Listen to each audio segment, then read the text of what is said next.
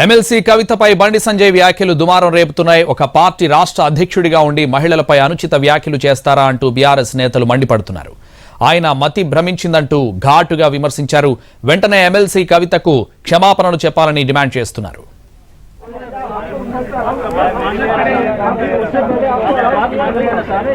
ఒక wicket clean bowled కవితక్కను arrest చేస్తారట, ముద్దు పెట్టుకోరు. అరెస్ట్ చేయకుంటే కవితక్కను అరెస్ట్ చేస్తారట, ముద్దు పెట్టుకోరు. అరెస్ట్ చేయకుంటే ఒక్క వికెట్ కేసీఆర్ కుటుంబంలో ఒక వికెట్ క్లీన్ బౌల్డ్. కానీ నా బండి సంజయ్ గారు ఏదైతే మాట్లాడినారో నిజంగా అది హర్షణీయం కాదు. దాన్ని ప్రతి మహిళ కూడా, ప్రతి ఆడబిడ్డ కూడా ఖండించాల్సిన అంశం ఉంది. సంస్కారం మర్చి మాట్లాడుతున్నారా లేకపోతే ఈర్ష్యతో మాట్లాడుతున్నారో అర్థం కాని పరిస్థితి. నిజంగా బండి సంజయ్ గారికి మీరు తెలంగాణ దేశంలో ఉన్న మహిళలందరూ కూడా క్షమాపణ చెప్పాలి. ముఖ్యంగా మా కవిత గారికి మీరు క్షమాపణ చెప్పాల్సిన అవసరం ఉంది. ఎందుకంటే మీరు మాట్లాడిన మాట, మిమ్మల్ని మీరు ప్రశ్నించుకున్నా, మీ బిడ్డ ఉన్నా, మీ అమ్మ ఉన్నా చీ అంటుంది మిమ్మల్ని. కాబట్టి ఇది ఎవ్వరు కూడా హర్షించారు. రాజకీయ విలువలు లేని వ్యక్తి, మహిళల పట్ల గౌరవం లేని వ్యక్తి భారతీయ జనతా పార్టీ అధ్యక్షుడుగా ఉండడం నిజంగా దురదృష్టకరం. ఇటువంటి నాయకుడు రాజకీయాల్లో ఉండటం అనేది ఇది మహిళలందరూ చేసుకున్న దురదృష్టంగా నేను అభివర్ణిస్తా ఉన్నాను.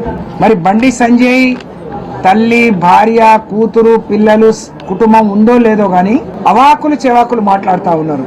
పైపెచ్చు వారన్నట్టు హైదరాబాద్ లో ధర్నాలు చేస్తున్నారు. మీకు సిగ్గుండాలి. హైదరాబాద్ లో ఎందుకు ధర్నాలు చేస్తున్నారు? రిజర్వేషన్ కావాలనే వద్దనా?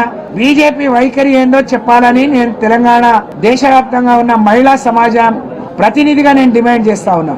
నీ నోరు పశువుల మూత్రంతో పేదని శుభ్రం చేయాలి. అట్లయితే కానీ నీకు బుద్ధి రాదు. నువ్వు మాట్లాడే విధానం ఏంది? నీకు అక్క చెల్లెలు లేరా?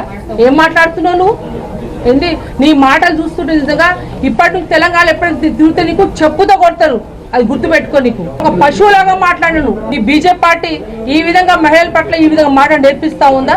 ఆయన మాటలు ఇవాళ వింటూ ఉంటే నిజంగా ఎంత బాధాకరం అంటే, నువ్వు ముందు వెంటనే మా నాయకురాలైన కవితగా, ఎమ్మెల్సీ కవిత గారికి క్షమాపణ చెప్పాలి. లేకపోతే నీ పార్టీ వాళ్ళని బర్తరఫ్ చేయాలి. నువ్వు నోటికి అన్నం తింటున్నావు, గడ్డి తింటున్నావు నీ మాటలు చూసి.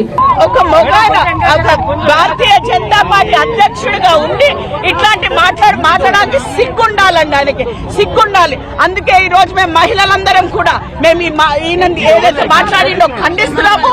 అండ్ ఆల్సో మేము అందరికి ఆయనకు చెప్తున్నాం, ఆయనకు బుద్ధి చెప్పేలాగా ఆయన మాకు క్షమాపణ